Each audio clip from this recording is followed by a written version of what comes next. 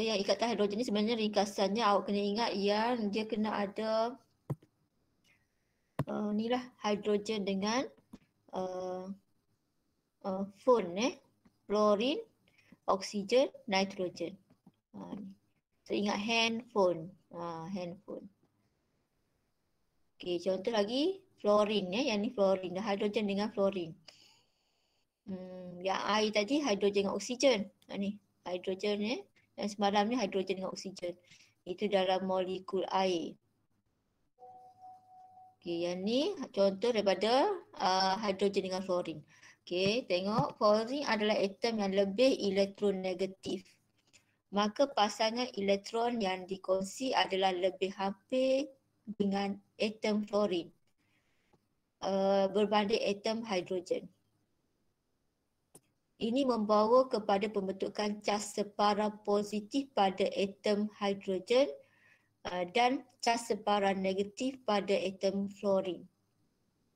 Atom hidrogen yang bercas separa positif akan tertarik dengan atom fluorine yang bercas separa negatif dikenali sebagai ikatan hidrogen. Okay, so ini formula dia.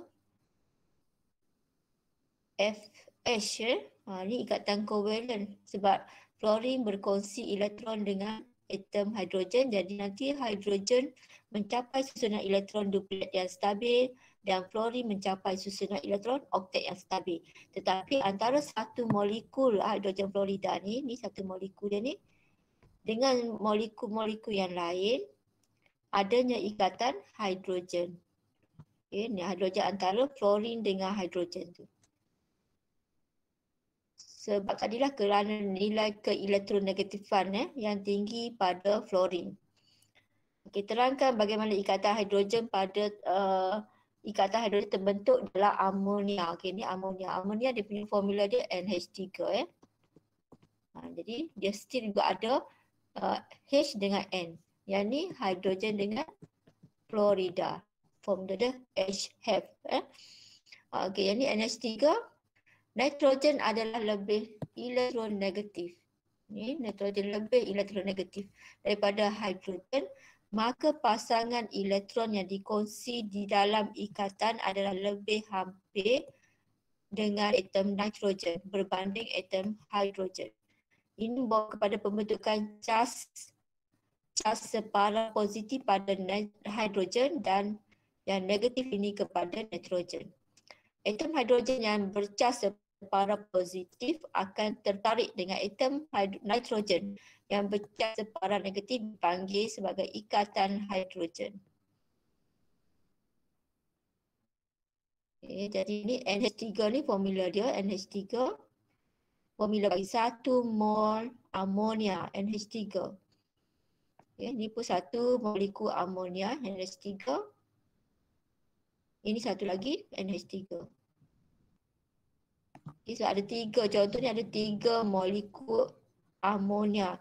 Tetapi antara satu molekul dengan molekul adanya ikatan hidrogen di antara ni hidrogen yang ni dengan N.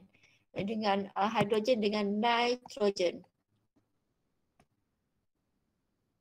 Jadi ikatan yang ni kovalent. Dalam molekul tu dipanggil ikatan kovalent yang kuat. Tapi yang ni ikatan hidrogen di antara satu molekul dengan molekul yang lain. Okey, bagaimana ikatan hidrogen mempengaruhi takat didih? Okey, molekul yang ditarik oleh ikatan hidrogen mempunyai takat didih lebih tinggi daripada molekul yang ditarik oleh daya van der Waals. Okey, kita daya van der Waals kita dah belajar dalam tajuk ikatan kovalent. Di antara satu molekul dengan molekul ada daya van der Waals yang lemah dalam tajuk ikatan kovalent tu. Okey, tapi kalau ada ikatan hidrogen dalam sebastian tersebut, ada lagi juga daya van der Waals pun ada, daya hidrogen pun ada, menyebabkan takat didihnya lebih tinggi. Contoh ethanol dengan propana. Okay. Kita tengok formula ethanol ni, dia ada hidrogen, dia ada oksigen. Tapi dalam propana dia ada hidrogen, dia tak ada fon tu. F tak ada, fluorine tak ada, lepas tu O pun tak ada, oksigen tak ada, N pun tak ada. Jadi dia tak wujudnya ikatan hidrogen. Tapi etanol ni ada ikatan hidrogen sebab dalam formula tu ada oksigen.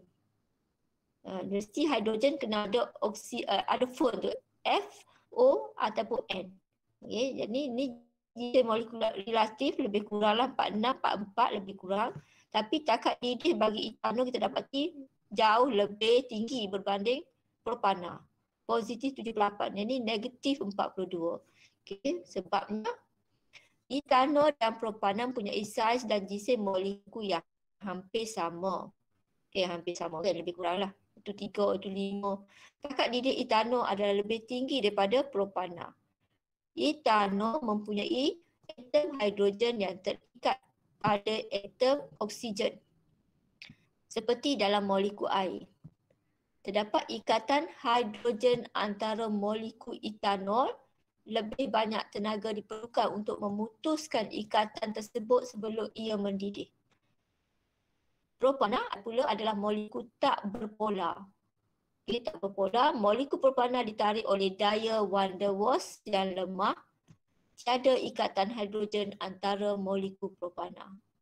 Okay, jadi sebab itulah takat didih bagi propana lebih rendah. Sebab dia hanya ada daya van der Waals yang lemah untuk dia berpisah menjadi gas. Ni takat didih kan. Maksudnya dia cair tukar jadi gas, dia kena putuskan daya van der Waals supaya dia boleh berubah bertukar menjadi gas. Tapi dalam etanol dia ada ikatan hidrogen. Jadi ikatan hidrogen ini perlukan tenaga haba yang lebih tinggi untuk putuskan ikatannya. Contoh yang kedua, air dengan hidrogen sulfida. Air dia ada O, hidrogen sulfida dia tak ada O. Dia ada S. F pun tak ada, O pun tak ada, N pun tak ada. Jisim molekulatif kalau kita kira 18 untuk air, untuk hidrogen sulfida 34. Jisim molekulatif. Takat didih air 100, hidrogen sulfida negatif 60. Ni rendah, sejuk negatif 60 ni. Jisim molekul relatif hidrogen sulfida, tertinggal salah ejaan ni. Jisim molekulatif lebih tinggi, iaitu 34 kan, lebih tinggi daripada air. Tetapi takat didihnya air lebih tinggi daripada hidrogen sulfida. Jisim molekul tu maksudnya dia punya berat tu lebih, tapi tengok takat didihnya rendah sangat, negatif 60. Okey, berikan sebab, itu soalan dia. Terdapat ikatan hidrogen antara molekul air. Lebih banyak tenaga diperlukan untuk memutuskan ia mendidih. Tapi tiada ikatan hidrogen antara molekul hidrogen sulfida kerana keelektronegatifan sulfur yang rendah. Ini antara molekul, ikatan ni antara molekul. Kalau buat dalam molekul salah, dia antara molekul. Kalau dalam molekul, dia adalah ikatan kovalen. Terusnya air adalah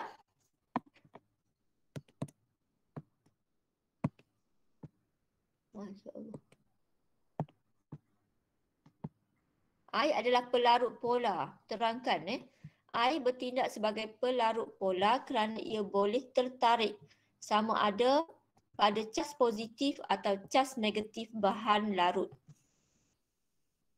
Bahagian bercas separa positif pada atom hidrogen pada molekul air menarik bahagian bercas negatif molekul yang lain atau ion negatif sebatian ionik. Maksudnya antara molekul air ataupun ion lain daripada sebatian yang lain. Bahagian bercas positif, bahagian bercas negatif, tadi positif ni negatif, atom oksigen pada molekul air menarik bahagian bercas positif molekul lain, molekul lain atau ion positif sebatian ionik. Okay, contoh yang ni molekul air, tak ada garam, sebatian garam natrium klorida ni molekul air. Jadi nanti dia akan tertarik pada ion positif dan ion negatif. Penerangan untuk menerangkan air sebagai pelarut sebatian ionik yang akan dipelajari lagi dalam tajuk dalam bahagian sifat sebatian ion. Sifat sebatian ion ni tajuk yang akan datang ada perbezaan sifat di antara sebatian ion dengan sebatian kovalent, iaitu dia kalau sebatian ion dia larut dalam air. Dan ini menerangkan kenapa dia larut dalam air lah.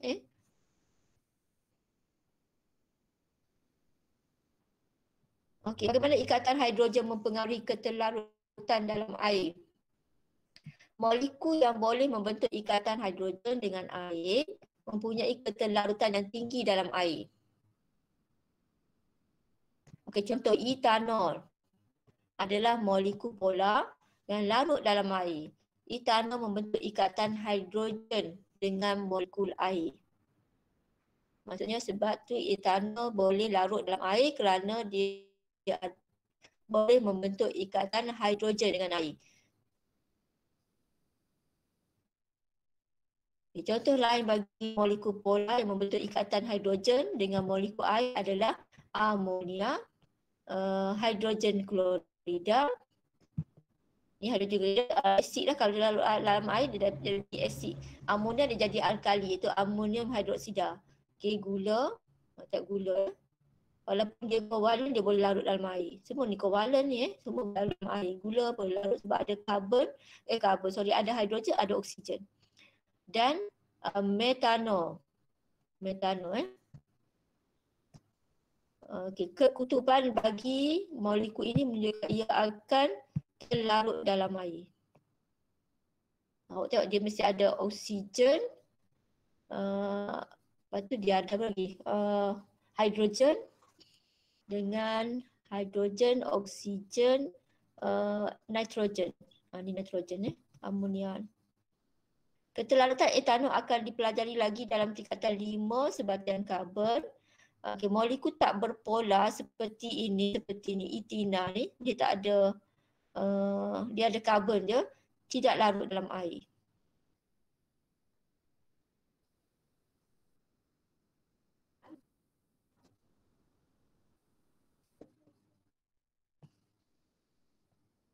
Okey. Kita nak latihan selulosa dan keratin. Ni formula struktur selulosa. Ini keratin adalah contoh sebatian yang boleh membentuk ikatan hidrogen dengan molekul lain. Raja menunjukkan formula struktur selulosa dan keratin. Okey, apa dia selulosa dengan keratin? Selulosa adalah sebatian organik. Kebanyakan digunakan untuk menghasilkan kertas.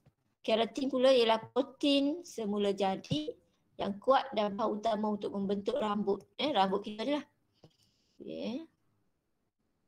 Okey, menyelak helaian kertas lebih mudah bila hujung jari dibasahkan dengan air berbanding hujung jari kerangkan. Okey. Molekul selulosa yang kita buat kertas ni daripada molekul selulosa, yang membentuk kertas adalah molekul polar. Ikatan hidrogen terbentuk apabila atom hidrogen bercas separa positif di dalam air tertarik kepada bercas separa negatif atom. Tertarik kepada atom ni, terbalik ni ayat ni. Tertarik kepada atom oksigen bercas separa negatif di dalam selulosa. Ya, betul ke ayat ni? Ayat dia macam ditranslate bahasa Inggeris kot ni. Tertarik kepada atom oksigen yang bercas separa negatif di dalam selulosa. Betul kan ayat tu? Okey, yang ni lah. Ni. Oksigen dengan karbon. Oksigen dan karbon ni.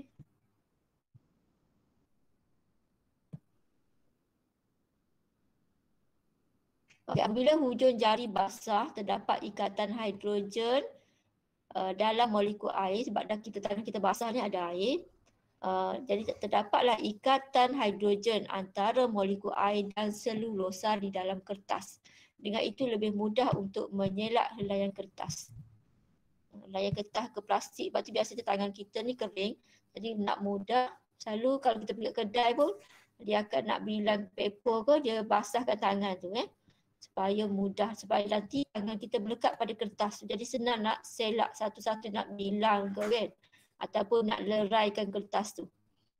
Okey, bila hujung jari kering, tiada ikatan hidrogen terbentuk antara air dan selulosa di dalam kertas. Oleh itu sukar untuk menyelak helaian kertas. Sebab ni dia ada ikatan dah ni. Antara dia ni di dalam kertas dah ada ikatan dia. Jadi susah. Jadi kena basahkan tangan supaya kita boleh ada ikatan hidrogen dengan oksigen dalam selulosa.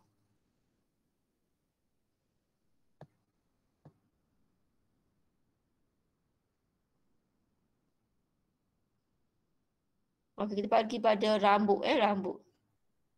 Rambut tu ialah struktur keratin. Keratin. Okey, rambut yang basah lebih melekit daripada rambut yang kering. Terangkan. Okey, molekul keratin yang membentuk lapisan luar rambut ialah molekul polar. Ikatan hidrogen terbentuk bila atom hidrogen bercas separa positif di dalam air tertarik kepada atom oksigen bercas separa negatif di dalam keratin. Apabila rambut basah, terdapat ikatan hidrogen di antara molekul air dan keratin di lapisan luar rambut. Akibatnya rambut menjadi melekit. Apabila rambut kering, tiada ikatan hidrogen, tiada. Terbentuk di antara molekul air dan keratin di lapisan luar rambut, akibatnya rambut tidak melekit. Maksudnya rambut tu terlerai, macam tu kering. Tiada air, jadi tiadalah ikatan hidrogen terbentuk. Sebab tu bila ni dia tunjuk gambar tu kena keringkan rambut supaya tidak melekit. Okey, habislah tajukkan lagi contohnya. Okey, ini telah menunjukkan susunan molekul air di dalam cecair dan ais. Okey, ada lagi contoh yang ni. Nombor 2. Ais berpejar, ikatan hidrogen adalah stabil. Air ni air saja, cecair. Ikatan hidrogen secara konsisten terputus dan terbentuk semula. Kita tengok benda ni. Terangkan susunan molekul air di dalam air. Air dulu air ataupun cecair. Dalam air ataupun cecair, molekul air disusun rapat oleh ikatan hidrogen dan bergerak secara rawak. Sebab di dalam bentuk cecair dia boleh bergerak. Okey, terangkan susunan molekul air di dalam ais. Apabila air membeku, ikatan hidrogen adalah stabil. Susunan molekul air menjauhi antara satu sama lain, oleh itu isi padu ais lebih besar daripada air. Susunan molekul air menjauhi antara satu sama lain, oleh itu isi padu ais lebih besar daripada air. Bila air membeku, apakah kesan peningkatan isi padu ais?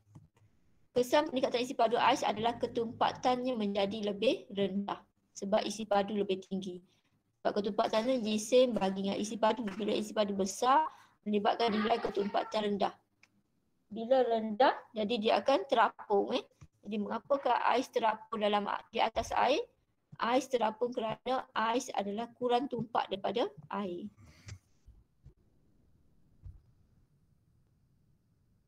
Okey.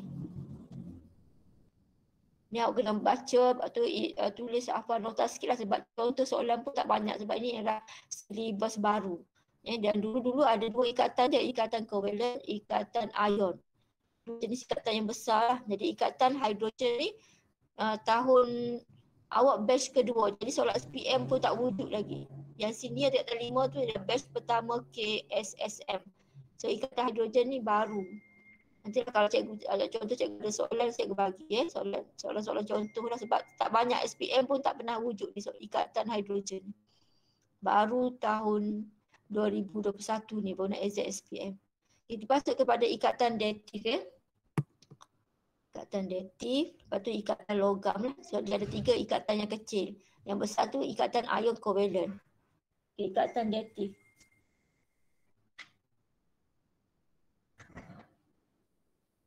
Okey, apa tu ikatan datif? Ikatan datif atau ikatan koordinat. Okey, sudah ada dua nama dia. Ikatan datif ataupun ikatan koordinat adalah sejenis ikatan kovalen. Okey, maksudnya salah satu ikatan kovalen. Yang tadi pun dalam ikatan kovalen tapi di antara molekul. Ini adalah sejenis ikatan kovalen antara dua atom yang mana kedua-dua elektron berasal daripada satu atom sahaja. Kita tengok benda tu, kedua-dua elektron berasal daripada satu atom sahaja. Terangkan pembentukan ikatan datif dalam ion amonium. Tindak balas antara amonia dan hidrogen klorida akan menghasilkan amonium klorida ni.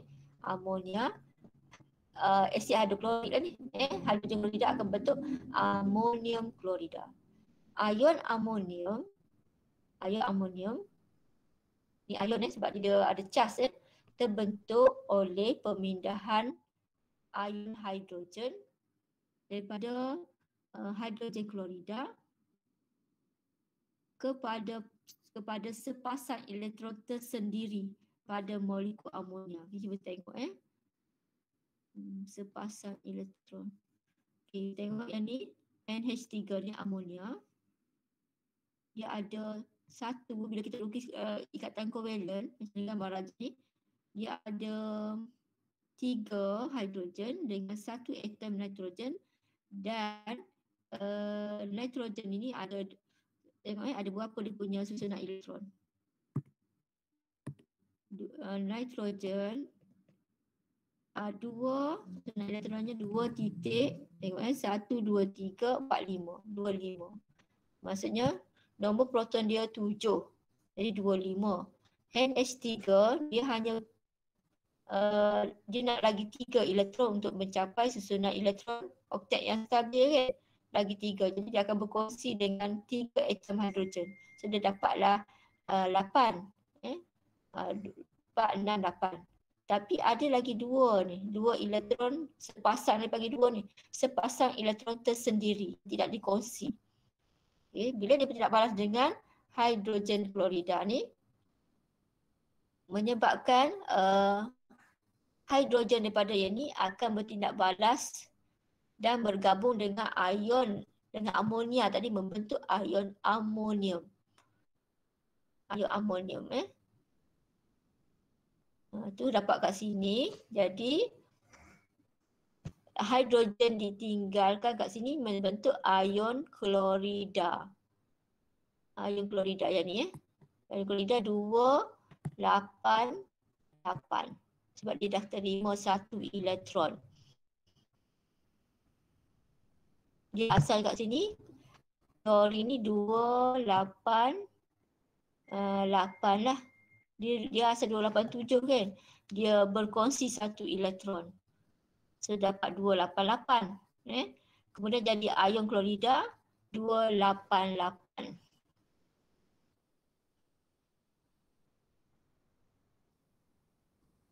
Kalau tak nampak yang ni awak kena lukis balik lah Hidrogen jadi dia tinggalkan satu kat sini. Sebab hidrogen ni pergi kat sini tapi dia dah ada elektron 2 sini Dia pergi kat sini. Jadi sekarang tinggallah 2 hidrogen yang dikongsi tadi. Sini. Dapat 288 dekat ion klorida. Okey, kita pergi pada sini. Ion amonium adalah bercas positif kerana hanya hidrogen, ion hidrogen dipindahkan dari atom klorin, ke atom nitrogen.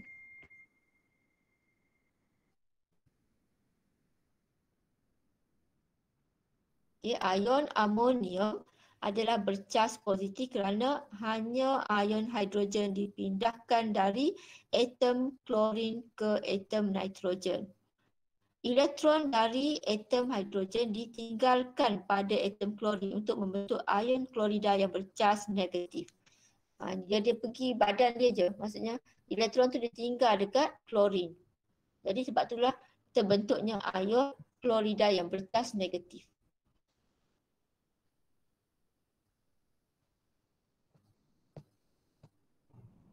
Okey, contoh lagi, terangkan pembentukan ikatan datif di dalam di dalam ion hidroksonium H3O+. Tadi apa dia dalam ion apa? Amonium NH4 tu. Ini ion hidroksonium. Okay, melarutkan hidrogen klorida dalam air untuk membentuk asid hidroklorik. Ni hidrogen klorida dan air. Okey. Dapatlah ion hidroksonium dengan ion klorida. Ion hidroksonium H3O+ dibentuk dengan pemindahan ion hidrogen daripada hidrogen klorida kepada sepasang elektron tunggal pada molekul air.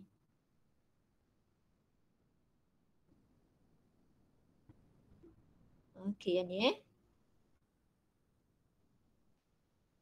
kita sebabkan kovalen H2O, air ikatan kovalen kan. H2O, jadi dia asalnya kalau oksigen ni dia ada 2, 1, 2, 1, 3, 4, 5, 6, 26 26, itu nombor proton dia 8. Jadi dia nak lagi 2 elektron, jadi dia berkongsi 2 elektron dengan 2 atom hidrogen, iaitu membentuk 2 ikatan kovalen tunggal dengan hidrogen. So ada lagi 1 pasang, 2 pasang yang tidak berkongsi. Okay, bila tidak balas dengan hidrogen klorida, ini hidrogen akan berpindah kat sini dekat dengan atom oksigen tadi.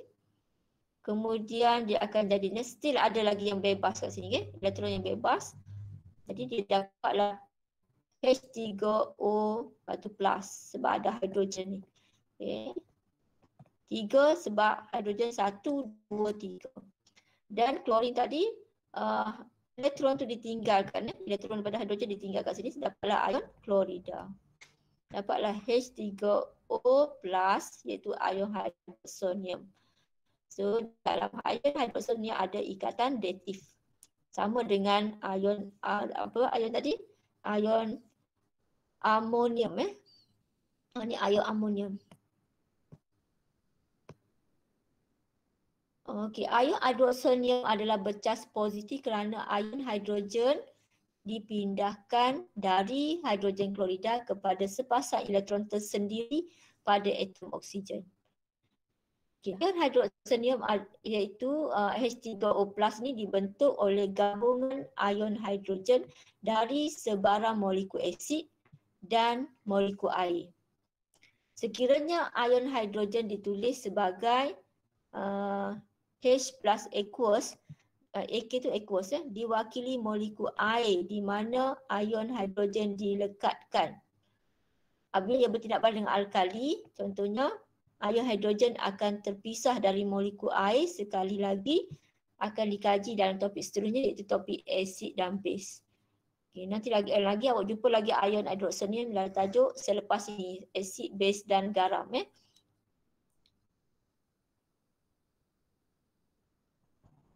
Okay, kita habiskan lagi ikatan logam lah sebab ni semua jenis ikatan yang kecil-kecil je ni. Dia banyakkan nota macam tu lah, tak ada suruh lukis-lukis. Kalau yang lukis-lukis tu ikatan ion, ikatan kovalen. Ini kemungkinan kalau lukis-lukis pun dalam tajuk esei kot. Tapi macam menghafal lah sebab dia tak banyak ikatan ni. Macam ni contoh hidroksonium dengan amonium. Okay, tengok ikatan logam. Apakah electrovalen?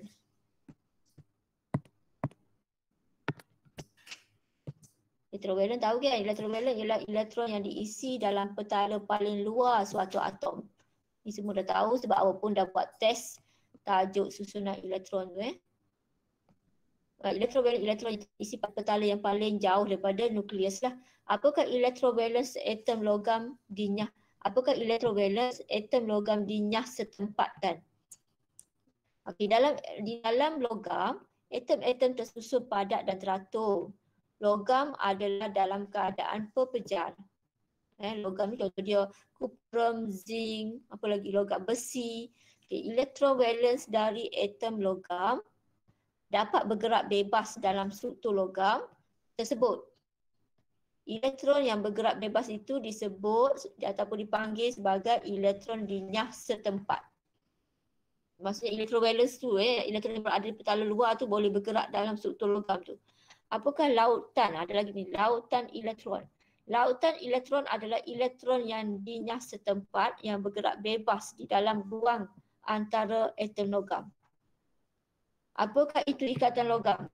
Ia adalah daya elektrostatik yang kuat antara lautan elektron dengan ion logam bercas positif. Terangkan bagaimana ikatan logam terbentuk apabila electrovalence dilepaskan oleh atom logam menjadi ion logam yang bercas positif. Sebab atom kalau dia membebaskan elektron, dia menjadi ion bercas positif. Awak dah tahu kan? Jadi electrovalence biasanya dilepaskan.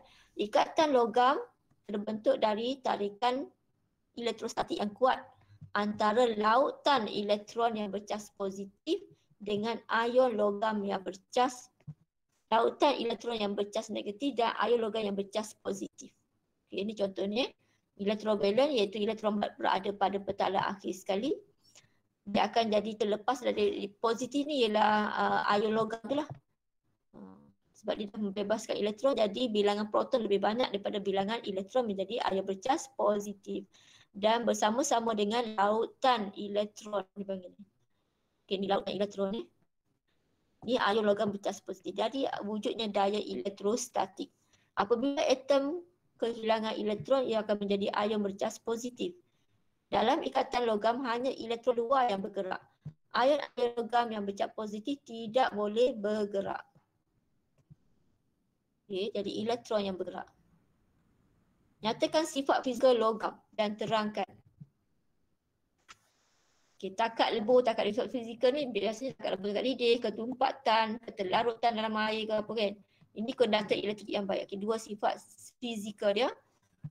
Kuantiti tenaga yang banyak diperlukan untuk mengatasi daya tarikan elektrostatik kuat antara lautan elektron dengan ion positif dalam ikatan logam. Sebab itu biasanya logam-logam mempunyai takat lebur dan takat lidih yang tinggi kerana adanya daya tarikan elektrostatik yang kuat di antara lautan elektron dengan ion logam yang bercas positif. Konduktor elektrik yang baik. Elektron yang dinyah setempat dapat bergerak bebas untuk mengalirkan arus elektrik. Elektron dinyah setempat dapat mengalir dan membawa cas dari terminal negatif ke terminal positif apabila arus elektrik dibekalkan. Itu penerangan kenapa logam boleh mengkonduksikan arus elektrik ataupun boleh mengalirkan arus elektrik kerana ada elektron yang dinyah setempat yang boleh mengalir dan membawa cas dari terminal negatif ke terminal positif. Okay, itu maksud dia. Okay, kita dah belajar 5 jenis ikatan. Ikatan ion yang paling besar dan juga ikatan kovalent.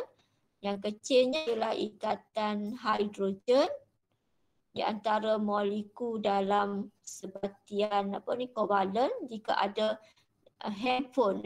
Okay. Kemudian ikatan datif yang ada elektron yang bebas dalam sebatian tu. Kemudian ikatan datif ikatan logam. Ikatan logam senang sikit lah sebab dia dalam logam je. Tapi ikatan datif dengan ikatan hidrogen tu memang susah sikit lah nak fahamnya. Kan? Cuma awak ingat dia mesti kalau bagi ingat datif tu ion hidroxonium, ion amonium. Ingat tu je, dua contoh tu je. Kalau yang ikatan hidrogen, ingat handphone. Perbandingan pembentukan ikatan ion kovalent dan ikatan logam. Tengok ni 3 ikatan yang besar lah. Ikatan ion, ikatan kovalent, ikatan logam. Apa dia punya perbandingan, perbezaan ke, persamaan ke? Okay, nyatakan jenis unsur yang terlibat. Kalau ikatan ion, kita ini macam ulang kaji balik lah. Dia mesti antara logam dengan bukan logam. Tapi logam tu kumpulan mana? Bukan semua logam. Kumpulan 1, 2, 13 sahaja. Bukan semua logam. Tapi awak ingat ni je. 1, 2, 13. Dan bukan logam, bukan semua bukan logam. Sebab kumpulan 18 pun bukan logam tapi tak terlibat. sebab dia lengai. Jadi bukan logamnya mesti 15, 16, 17. Kalau ikatan kovalen mesti antara bukan logam dengan bukan logam. Itu bukan semua kumpulan bukan logam. Ini je kena ingat ni, kumpulan 14, 15, 16, 17. Jadi bezanya bukan logam yang ini ada kumpulan 14 ni. Ni 14 ni. 14 ni sebab karbon. Sebab sebatian CH ni banyak dalam petroleum. Itu hidrokarbon. Bagi karbon, metana, butana tu semua ialah hidrokarbon. Jadi kumpulan ini ada. Tapi dalam ni bukan logam juga tapi ada 14, 15, 16, 17. So ikatan logam antara atom logam lah. Contoh logam kuprum, zinc, magnesium, apa lagi? Natrium, besi ataupun nama kimia ada ferrum. Okay, banyaklah logam. Okey, bagaimanakah ikatan terbentuk? Ni pun ulang kaji balik dia. Elektron dilepaskan, dibebaskan pun boleh, didermakan pun boleh oleh atom logam untuk membentuk ion positif. Kalau dia di logam dia akan membebaskan elektron. So bila dia membebaskan elektron dia dapat charge positif. Pemindahan elektron untuk mencapai susunan elektron oktet yang stabil. Dia sebab apa dipindahkan? Untuk mencapai susunan elektron oktet yang stabil. Elektron diterima, elektron yang dibebaskan itu akan diterima oleh atom bukan logam untuk membentuk ion negatif. Jadi wujudnya daya elektrostatik yang kuat di antara ion positif dan ion negatif. So awak boleh lukis gambar rajah lah untuk gambar rajah ikatan ion. Okay, kalau kovalen pula, pasangan elektron dikongsi oleh atom bukan logam yang sama ataupun berbeza. Contoh yang sama antara O dengan O, oksigen membentuk molekul gas oksigen ataupun ClCl membentuk gas klorin. Semua yang ada tu lah, biasanya kumpulan 17. 16 oksigen, kalau 17 klorin, bromin, iodin. Okay. Nitrogen pun boleh, N2, itu sebatian kovalen. Perkongsian elektron untuk mencapai susunan elektron oktet yang stabil. Jadi semua ikatan ion ke ikatan kovalen tujuannya untuk mencapai susunan elektron oktet ataupun duplet yang stabil. Dua struktur yang berbeza untuk bahan kovalen. Struktur molekul mudah, daya van der Waals yang lemah antara molekul yang mudah. Maksudnya yang kecil-kecil. Banyak atom terikat untuk membentuk struktur kovalen gergasi. Tapi kalau banyak-banyak kita panggil struktur kovalen gergasi. Okey. Yang ni ikatan logam pula antara atom logam kehilangan electrovalence untuk membentuk lautan elektron dinyah setempat. Daya elektrostatik yang kuat antara lautan elektron ataupun di antara elektron yang dinyah setempat dan ion-ion logam yang bercas positif. Kebanyakan ion-ion logam terikat bersama untuk membentuk struktur kekisi gergasi. Maksudnya besar lah. Okey, ni punya struktur dia. Okay, dia punya tepi ni adalah contoh susunan elektron dalam zarah. Ni contoh, ni kalau ikatan ion, lukisan awak macam ni, iaitu ini adalah daya elektrostatik yang kuat antara ion. Ikatan ion terhasil daripada daya tarikan elektrostatik yang kuat antara ion bercas positif dan negatif. Kalau kovalen, ikatan kovalen yang kuat, ingat kovalen pun kuat antara atom dalam molekul. Ikatan kovalen terhasil daripada perkongsian pasangan elektron antara atom-atom dalam molekul. Contohnya dia bagi ni ialah CH4 metana. Okay, yang ni ialah untuk struktur logam. Daya elektrostatik yang kuat antara lautan elektron dan ion-ion logam.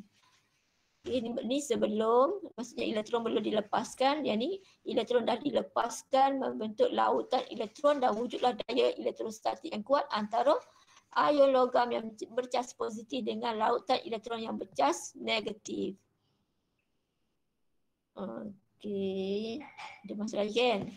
Okay, ini ialah perbezaan eksperimen perbezaan untuk mengkaji sifat bagi sebatian ion dan sebatian kovalen. Ini pun ada selalu untuk masuk dalam exam. Perbezaan antara sebatian ion dan sebatian kovalen. Ini eksperimen dah. Okay, cikgu rasa yang ni cikgu terangkan nanti sebab ni penting juga ni eksperimen selalu juga masuk dalam exam. Kita patutnya juga buat eksperimennya di sekolah ni. So, kalau kita habis cepat nanti buka sekolah tinggal buat eksperimen dan cikgu bagi latihan. Mestilah kalau buat eksperimen kena buat laporan lah, laporan amali. Okay. Tajuk ni banyak teori, eksperimennya rasanya yang ni lah. Tajuk bagi ikatan ni teori banyak tapi eksperimen yang ni. Okay. Kemudian tajuk acid base memang banyak eksperimen lah. Acid base garam tu memang paling banyak eksperimen. Eksperimen yang lepas-lepas tu pun tertinggal banyak lagi. Sebab kita sekolah sebulannya sempat buat satu je eksperimen kan. Yang formula empirik je. Laporan pun belum hantar lagi. Dah boleh nanti ready kalau buka sekolah kena banyak buat eksperimen lah. Mungkin setiap kali ada kimia kalau satu masa je tak boleh buat. Kalau 2 masa memang kena buat eksperimen lah. Bawa pun ada kertas 3 yang buat seorang-seorang. Dia punya eksperimen tu. Dia bukan setakat buat, dia ada kertas soalan dia kena jawab. Kalau buat je tak apa, ni buat dan data tu kena isikan dalam kertas awak. Kalau data tu berbeza dengan cikgu, cikgu kena buat juga. Cikgu buat di bilik persediaan.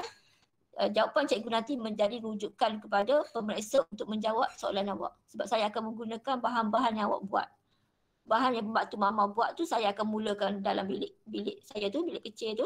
Saya tulis jawapan, nanti pemeriksa akan ambil jawapan cikgu dan jawapan kamu semua sekali mesti sama ataupun lebih-lebih kurang sama. Sebab cikgu menggunakan bahan kimia yang sama. Macam itulah. Pengawasnya daripada sekolah lain, cikgu sekolah lain. Cikgu tak pergi mana-mana sebab cikgu kena buat di sekolah.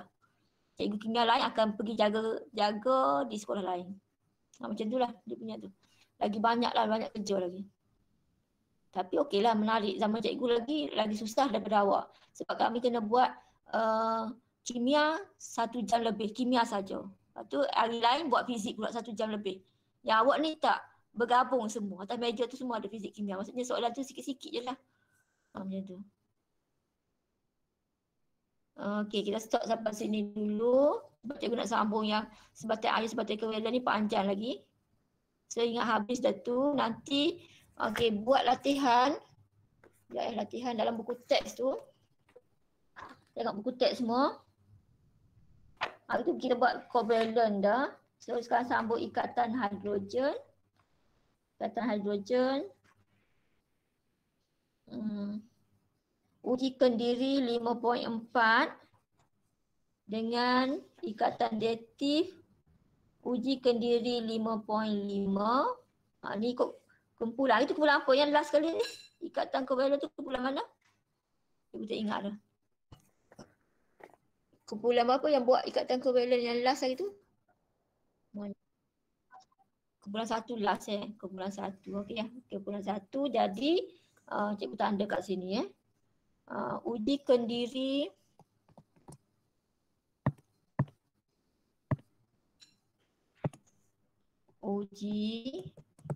kendiri 5.4 untuk ikatan hidrogen.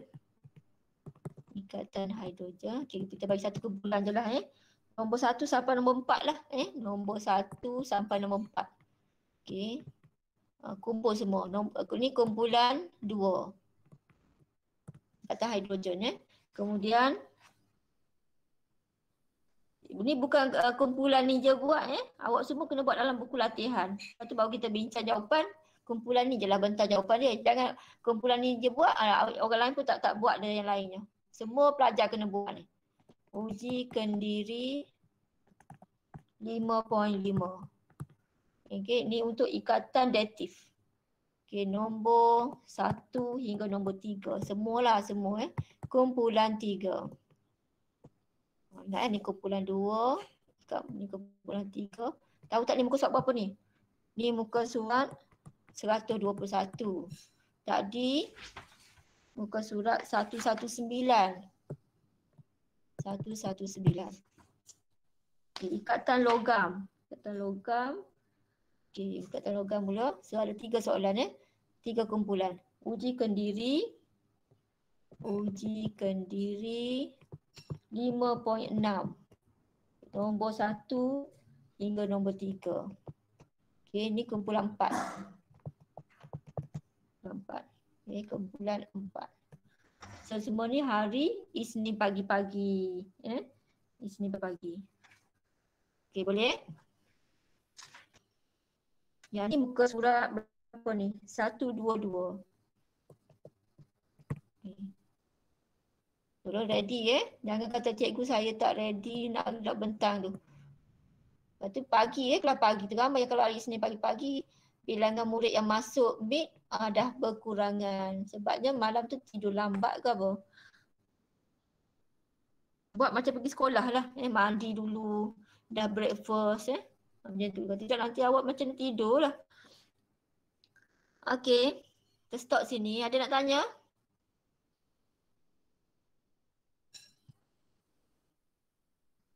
Raja, ada tanya apa-apa? Tak ada cikgu. Tak ada. Okay. Bolehlah rehat. Sekarang rehat kan?